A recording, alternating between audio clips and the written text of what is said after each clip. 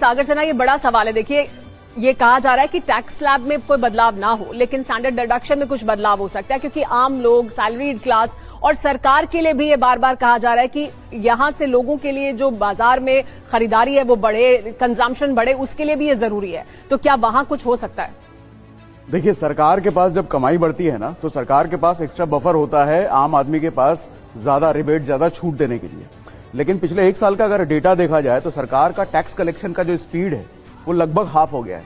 आप 23-24 का अगर डेटा देखें तो लगभग टैक्स कलेक्शन 17% के आसपास था, टैक्स कलेक्शन की ग्रोथ। लेकिन टैक्स कलेक्शन की ग्रोथ जो लास्ट ईयर हुई है वो 8%, मतलब लगभग आधी हो गई है। जीएसटी कलेक्शन की जो ग्रोथ थी वो तकरीबन 7% से 6% के आसपास आ गई है।